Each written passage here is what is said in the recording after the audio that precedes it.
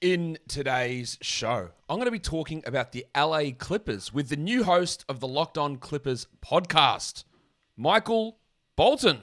Thanks, Josh. It's Michael Bolton here, and it's time for another episode of the Locked On Fantasy Basketball podcast. Let's get to it. Let's get to it, indeed. You are Locked On Fantasy Basketball, your daily fantasy basketball podcast, part of the Locked On Podcast Network.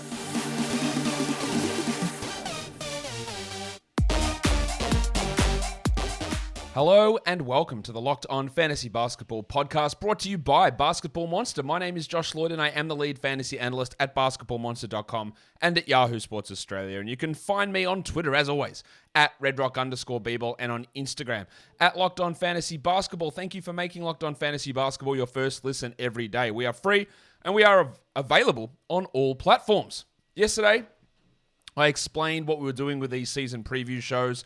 We're getting on the host of a Locked On show from that team just to talk about projected lineups, injury updates, rotations, breakouts, regressions, all that sort of stuff. And then later on, when we hit into September, I'll go back and do every team with more information that we've gleaned and look at it from a fantasy perspective. Who's undervalued? Who's overvalued? Why do I think this projection might happen? Why it won't happen? And we're just getting the base. Where it's like when you're cooking something and you put the onion, you put the garlic, you put the celery, or if you're cooking some other cuisine, you might put ginger in there. You just create the base, whatever that part's, what's that thing called? The milfoil? I don't know. There's something, the name for it at the bottom of the base. That's what we're doing. Creating the base, creating the information which seeps into us. So that when we make these decisions later on, where we decide what we're going to do, we've got this basis of information rather than just like, this guy is ranked 20th and his ADP is 24th, therefore I think I should take him. Well, that's not how this works. Again, we over-rely upon ranking numbers and ADP data so much. And again, I want to clear this up again because a lot of people say, I've been saying, I don't know how these sites are doing their rankings. And they go, well, they adjust their rankings based on ADP. And I must state this again, that is 100% not true.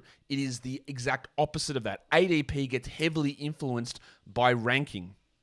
The rankings that get put out by these sites, that influences really, really closely how people draft. ADP means average draft position, so where the player is drafted in drafts, right? They don't adjust their rankings based on where people have been getting drafted. They put their rankings out and they make changes based on feedback or whatever it is, but it's not an automated system where the rank gets adjusted based on what ADP is doing. That is not how it works, and I've had multiple people suggest to me that that's how it works, and I'm here to tell you that it isn't. So I just want to get that out of the way. Right here. And now we get that out of the way, we're going to bring someone in, a new host of the Locked On Clippers podcast, Darian. We might as well bring him in, but first, let's hear from Warnie. Let's get it on, Gilly. All right, no mucking around. Let's bring him in, the new host of the Locked On Clippers podcast, Darian Vaziri. Darian, welcome. Thanks so much for having me. Really excited, just excited about the whole opportunity, and I can't wait to get started talking about my Clips. Yeah, here to talk about the Clippers. Now, I just found out as we started to record this, you haven't actually recorded your first episode of Locked On Clippers, so you're making your Locked On Network debut right here on the Locked On Fantasy Basketball podcast. And this Clippers team is interesting. I tweeted about this a week or so ago saying, man, this rotation, the depth of this team is crazy. So there's a lot for us to try and sort through with this squad. Let's just go through the basic details of what's happening here with the Clippers, and we'll start off by looking at what's changed. And really, the two additions, Moses Brown, who knows if he even makes the final roster, but John Wall is the major addition coming across after that buyout with the Rockets. We'll talk a little bit more about his role in a second, but the guys they lost, Isaiah Hartenstein, Rodney Hood, and Jay Scrubb have gone from last year's team. So with John Wall coming in, Darian, yeah, how do we expect that to go? We know that there's a tight relationship between Reggie Jackson and Paul George. Has the Wall situation, is that healthy competition? Are there concerns with perhaps chemistry? Does Wall have existing relationships with players on this team? Well, I think the John Wall addition has been a huge topic amongst Clipper Nation, and whether he's going to start, how he's going to fit in, how good he's still going to be relative to the John Wall that we saw obviously in Washington all those years ago. Does he still think he's that guy as well? And, I think John Wall has the experience of being a star in this league, and he holds himself to a high standard. But the feeling for me personally is I would like to start the season with Reggie Jackson as our starting point guard, just because he has more familiarity with the squad. And I also like his off-ball ability around Kawhi and Paul better, because he really was a fantastic catch and shoot guy. We had a whole thing, catch and shoot Reggie, during the 2021 season, when he was shooting great percentages and just playing some of the best basketball of his career with Kawhi and Paul out there. As for John, what I'm most interested in seeing is how much burst does he still have off the dribble to break guys down and get to the basket, and obviously to elevate at the rim. But it's mainly that breaking guys down off the dribble that we've lacked, even with Kawhi Leonard and Paul George, who, Kawhi's had his fair share of injuries. He's more of a skill, get into the mid-range or post you up kind of guy for his shots. We've really lacked that downhill penetrate and kick kind of guy, and that's why they brought in John Wall. As far as chemistry issues, I think that John is based on what I've heard and what he said. I think he's going to be totally bought in. I think Ty Lue's done an incredible job, whichever player it has been, star or role player, of getting them to buy in and buy the culture and what we're selling here in Los Angeles with the Clippers. But it's really going to be the question mark's going to be answered when the season starts in terms of John Wall and how great he's going to be for us. Do you think Moses Brown ends up on this roster? As of now, I think he will. We've had talks about Moses Brown, and then, of course, I'm not sure if I'm saying his name right, by Diabite, that we picked up in the draft. Yeah, Diabate. Diabate, and we're going to need a backup big of some sort throughout the regular season without Isaiah Hartenstein, who is a big loss. For me, I was devastated to lose him, because he is as great as you can get for a backup center in this league. He knows his role. He plays super hard. And I was really hoping that he would be part of this amazing roster we've assembled for this upcoming season, but sadly it didn't work out that way. And that's a big question mark in the roster too. I'd say the only question mark, actually, no, not the only question mark, but one of the main ones is, are we going to replace Isaiah, or are we just going to roll with one of these younger guys and go with that? There's been a lot of talk about Ty Lue loves the small ball lineup with Robert Covington at the 5. I have a feeling that during the playoffs, we may only play one true center, and that's Ivica Zubac. But during the regular season, we're going to need a little bit of depth and assurance there, in my opinion. So it's going to be interesting to see how the Clippers go as far as that as we approach the season. You're preempting one of my later questions about the center. We'll get to that in a second. Let's talk injuries. There's mate, you don't know what questions I'm asking. They're all secrets in a big stash over here. Now, injuries. Paul George missed a ton of time, but he returned at the end of last season, and he missed the playoffs not because of injury, because of COVID. Norman Powell missed a ton of time, but he returned.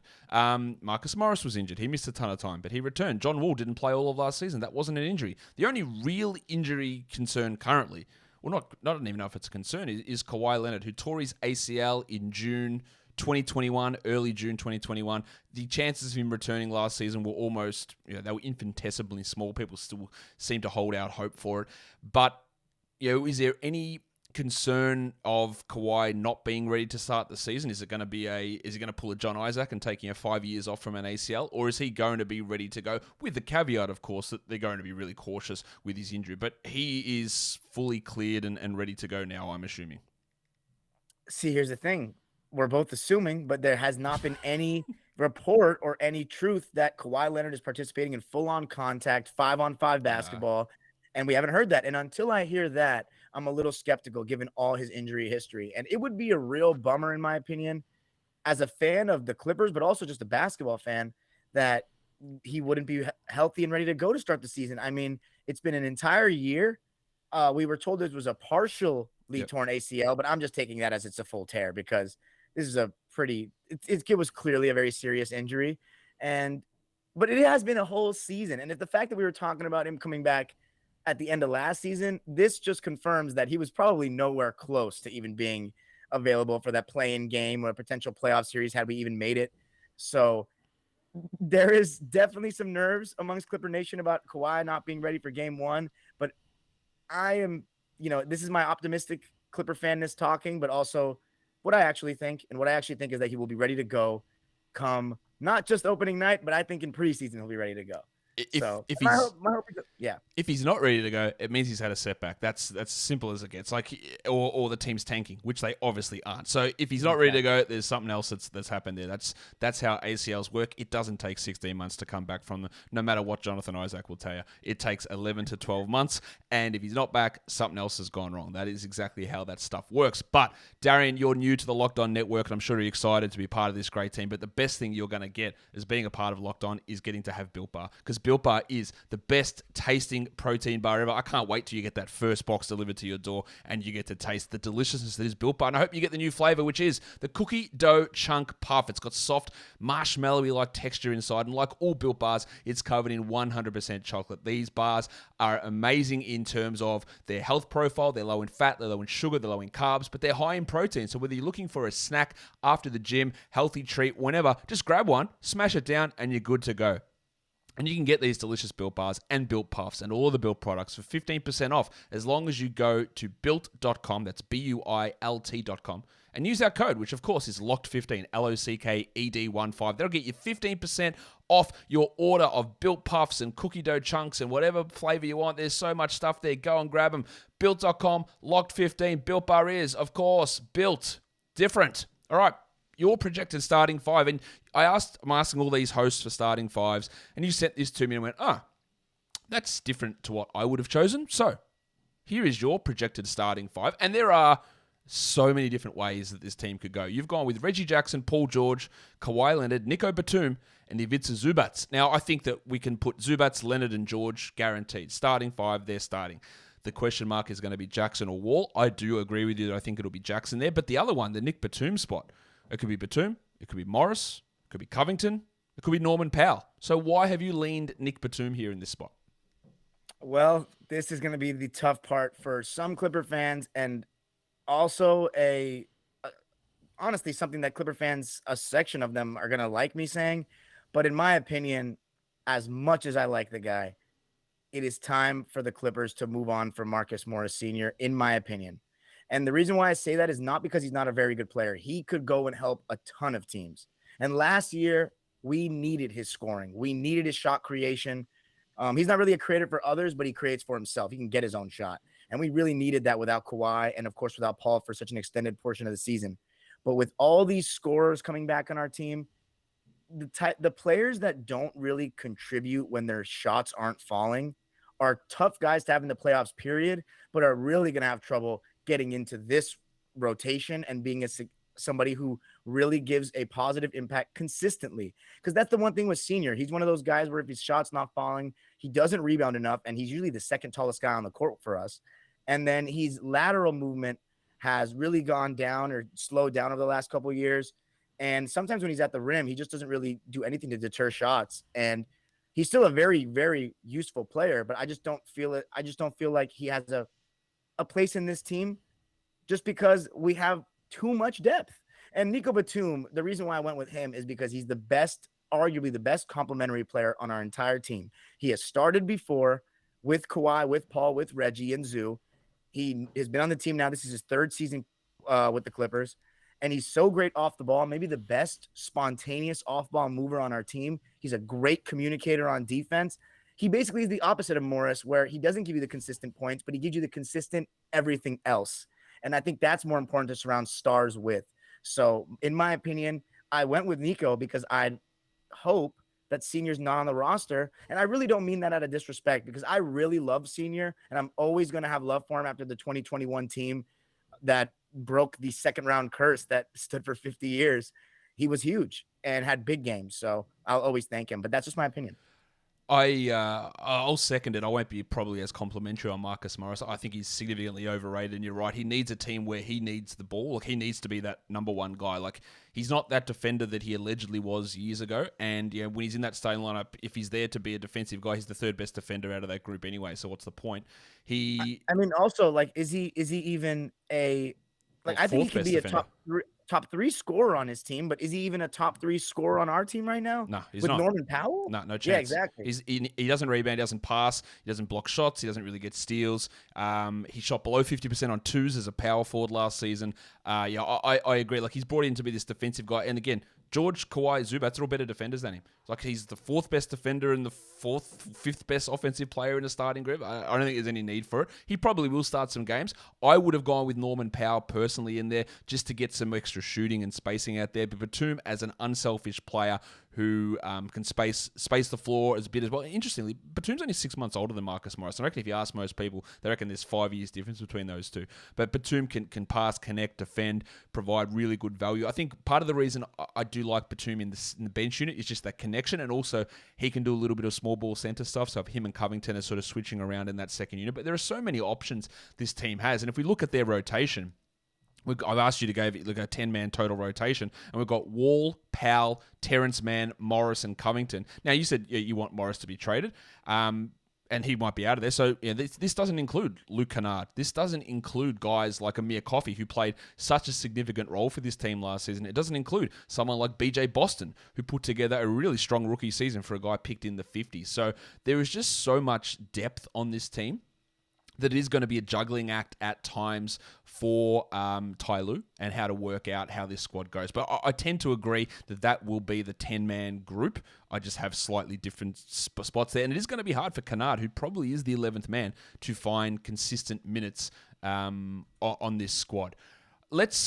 We'll talk a little bit more about Kennard and guys a little bit later, but let's talk about some of these young guys, because this is important for people playing fantasy and dynasty leagues. We've got Diabate, who we talked about before, Jason Preston, who just didn't play at all last season. I want to talk a little bit more about BJ Boston, who, as a rookie, I thought was really quite impressive in the limited time he got. He only played 15 minutes, but he played over 50 games. He didn't shoot particularly well, 31% from three, but I just thought when he was out there, he showed the growth signs of a scoring wing. Is there a way, Darian, that you could see him pushing ahead of a Terrence Mann or a Amir Coffey and maybe getting to that 10th man spot in the rotation?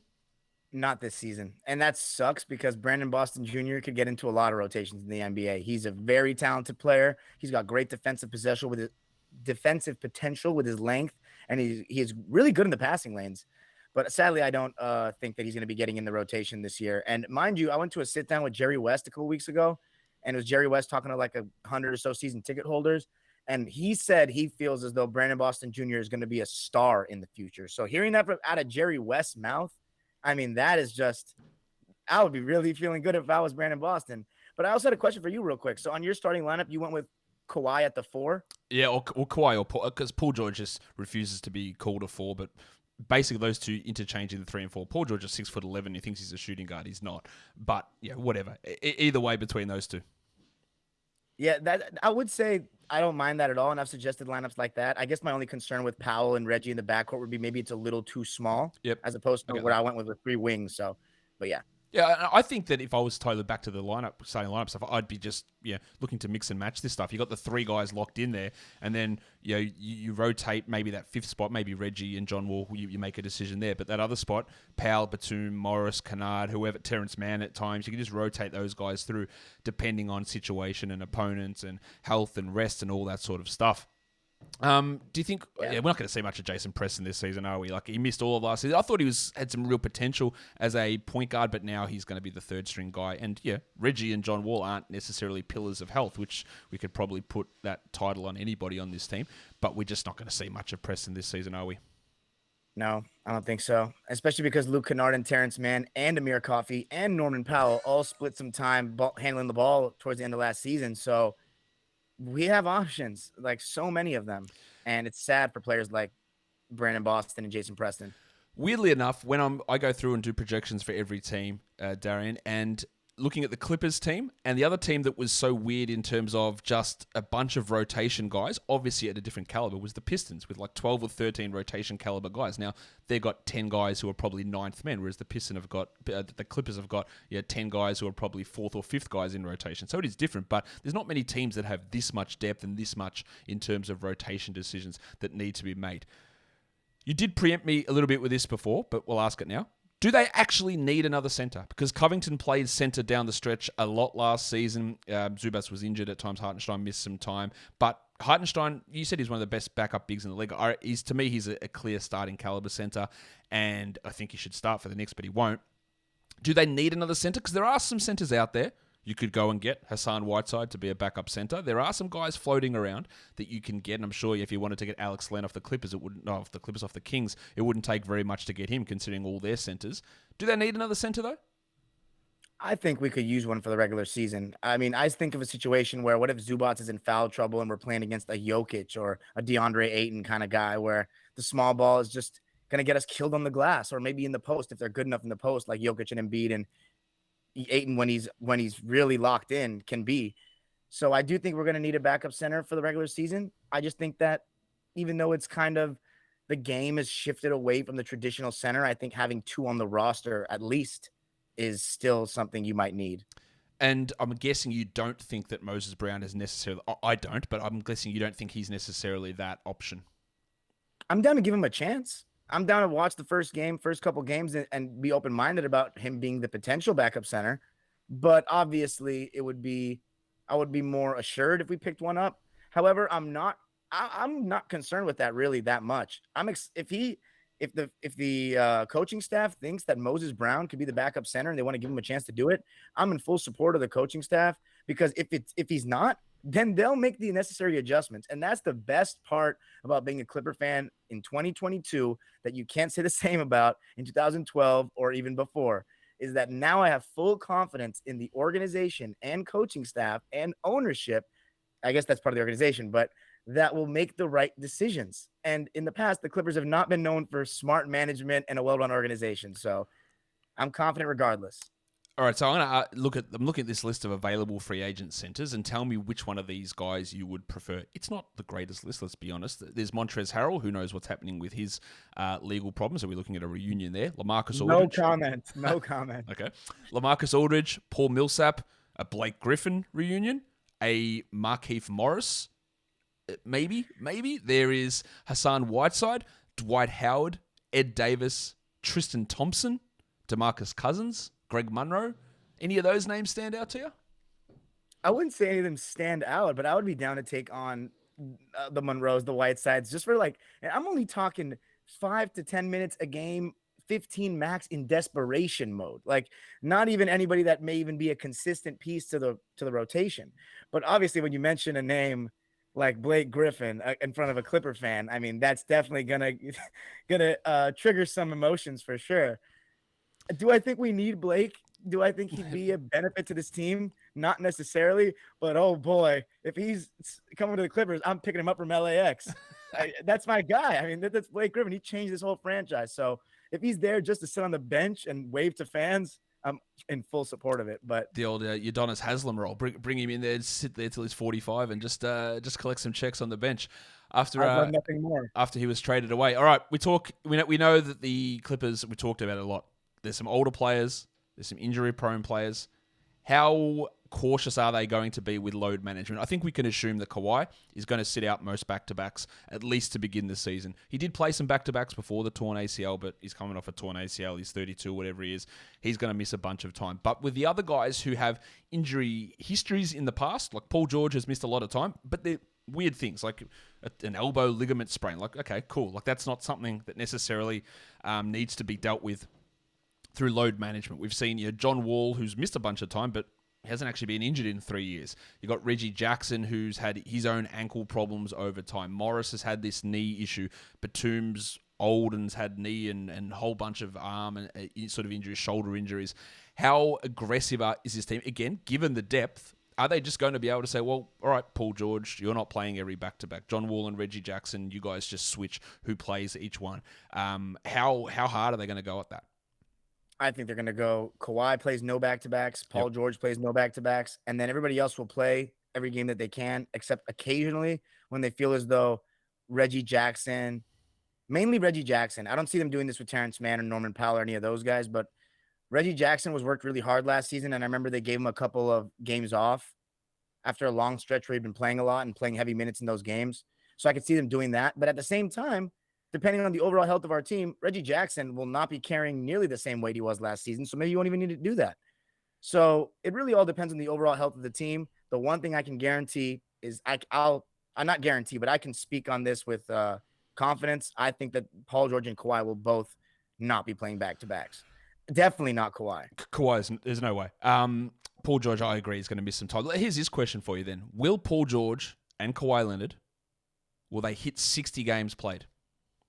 That's my target goal for them. I want them to. And I think if they play 60-plus games and are healthy going into the playoffs, there's no reason why the Clippers shouldn't have their first ever 60-win season. I truly believe that, because even though 20 games is a lot, if you think about it for a star, we have so much depth, and not only depth, but experience playing without stars, not even just without one of them, without both of them, to make me believe that on a given night we can beat anybody. And we also got to think the whole NBA is load managing stars now. It's not just us.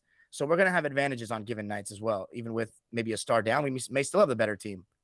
Yeah, I think at this point the Clippers probably are the Western Conference favorite. That's my early.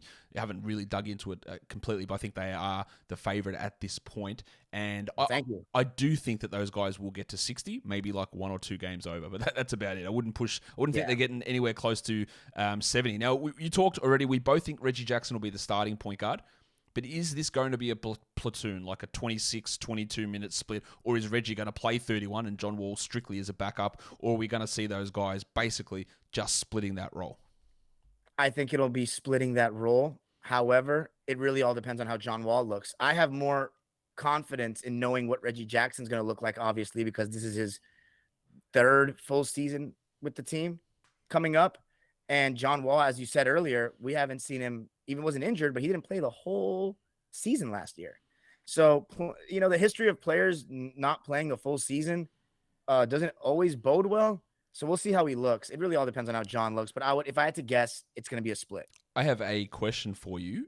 What did John Wall average the last season that he played? So in the 2020-2021 season, what were his averages? Do you have any idea what he averaged? 18-7? He averaged 20-7. Okay, so it was off by 2 points. Yeah, in 32 minutes. So that was him sitting out a season and a half prior to that. Now, he didn't do it particularly efficiently. He had a true shooting of 50, which is a horrible number. But he still came in off that rusty return from Achilles injury and still put up 20-7. Again, it wasn't efficient. It wasn't particularly productive because the team was terrible, but he still was able to put up some pretty solid numbers. And he's missed another year here. I think he's going to be solid enough. He's not going to average 20 points on this squad, but I think he's going to be still reasonably useful for this team. And I tend to agree it's going to be like a 25-23 or 26-22 type situation there at point guard. Is there a breakout candidate for you on this team, given how hard it's going to be for these guys like Mann or Coffey or Boston to crack into the rotation? Are you asking who could have like a breakout season? Yeah. Or somebody breakout season? I think if it's a Zubats, as crazy as this sounds, even though he's more of an established name, I think he's gotten better every year. I think just playing more years with the same team is only going to benefit him. He and Kawhi had a really solid chemistry with their pick and roll, even dating back to when we had Glenn Rivers as our coach.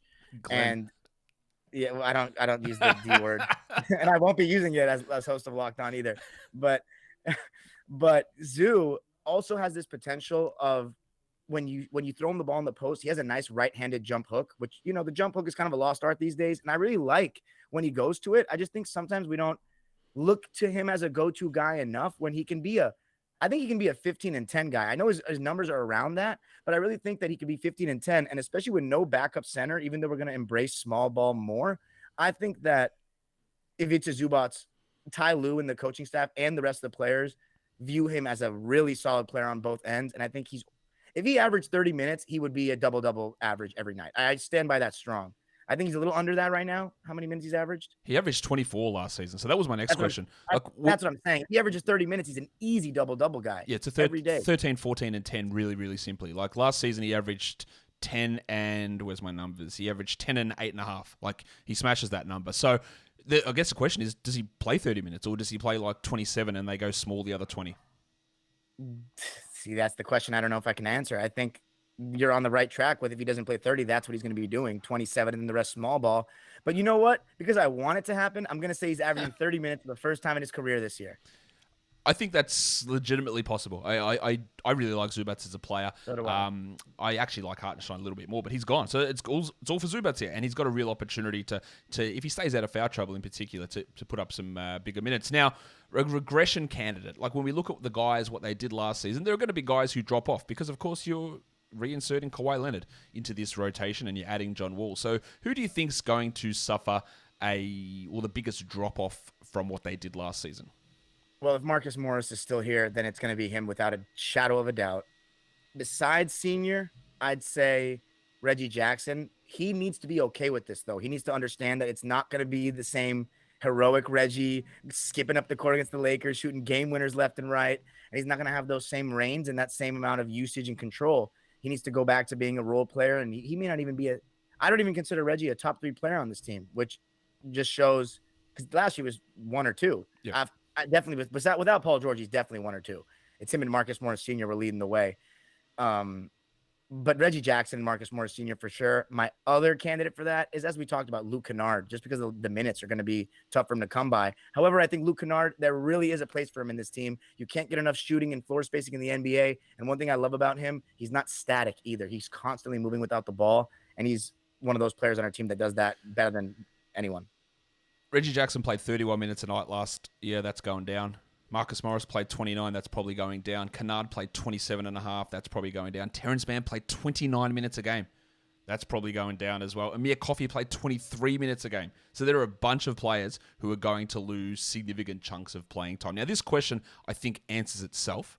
But if you just looked at the first slide that I put up of like comings and goings, John Wall in, Hartenstein out, I could make an argument and say, hey, you know what? Based on that, the Clippers got worse. But they didn't, because Kawhi Leonard's back. Paul George is going to play more than 30 games, we assume. So this team is better than last season. We've already talked about that. I don't know how much more we need to add on to that, but let's go to the next part. I think we've answered this as well. Who's the most likely player to be traded? It's Marcus Morris Sr. without a question.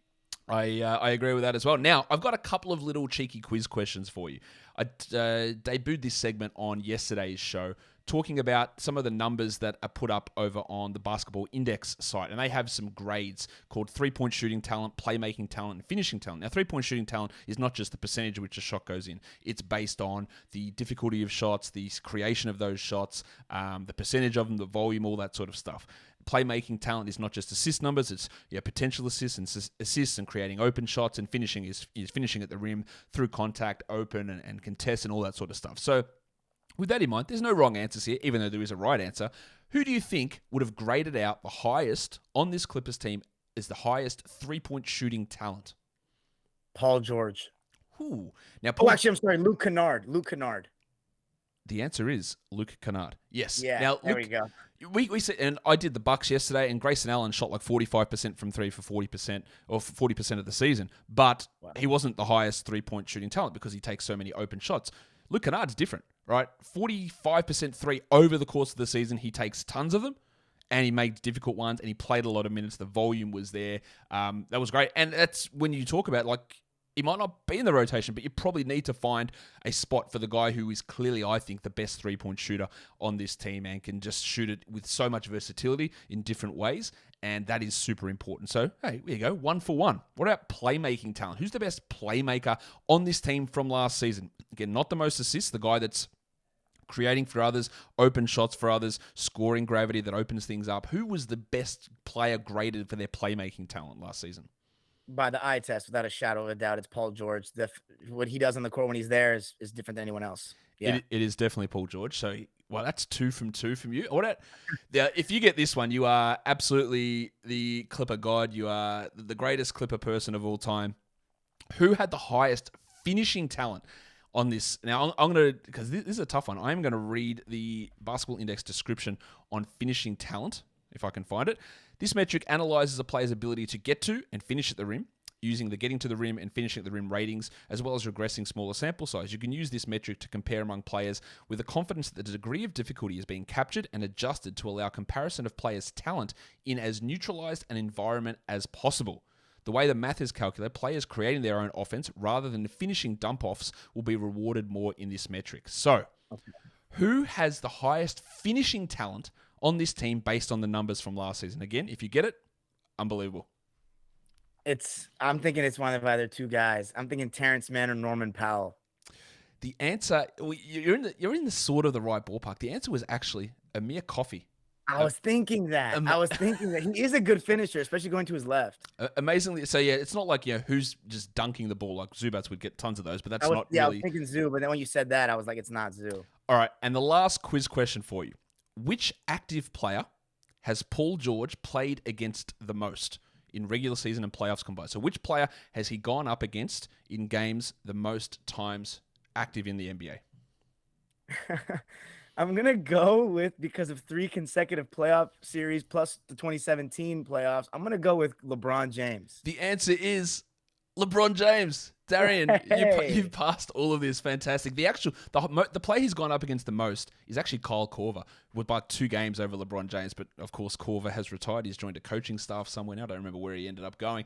But interestingly, LeBron there, when they did most of those matchups in the Eastern Conference, now they're both, of course, in LA. And maybe there'll be an LA playoff series at some point with the Clippers as the 1 and the Lakers maybe getting through the play-in to get into the 8 seed. But that, oh my goodness. you never know. Imagine that for a series. That'd be pretty cool. I reckon that will wrap us up here, Darian. So, again, you haven't done your first Locked On Clippers podcast, but tell us what's going on, where they can find you, work you do, and what they can expect from the Locked On Clippers podcast coming up. Well, I just want to say thanks, Josh, for having me on the show. It's been great to make my debut on Locked On, and I'm super excited to start this. It's a dream come true of mine to be talking about my favorite team that I've supported now for 18 years here in LA. This is my 18th year as a fan. I love the team. I don't know what else to say. I watch every game. I have my own YouTube channel and podcast called Dime Dropper, where I'll still be continuing as well, along with Locked On Clippers, where I go live after most Clipper and Laker home games. I also give the Lakers side of things too, because I've grown up watching them as well, even though I don't root for them. And then I'm huge on NBA history. I make constant content on the history of the game. You can find that on YouTube and on Twitter. And then, of course, on Instagram as well, at Dime Dropper Pod. So history of the game, Clippers, Lakers, and then the general NBA, of course, at large as well, especially during playoff time. But that's me. So make sure you are following Darian and all those multiple things that he's doing. If you're a Clippers fan, of course, you've got to be over there subscribing and following to the Locked On Clippers podcast. Darian, thanks so much for coming on and talking about the Clips with me here on Locked On Fantasy Basketball. Thanks so much, Josh. Appreciate it. And that will do it for today's show. Don't forget, follow this podcast, Apple Podcasts, Google Podcasts, Stitcher, Spotify, and on the Odyssey app. If you're here on YouTube, you know what to do. Chuck a thumb, leave a comment, drop it down below. Guys, we're done here. Thank you so much for listening, everyone. See ya.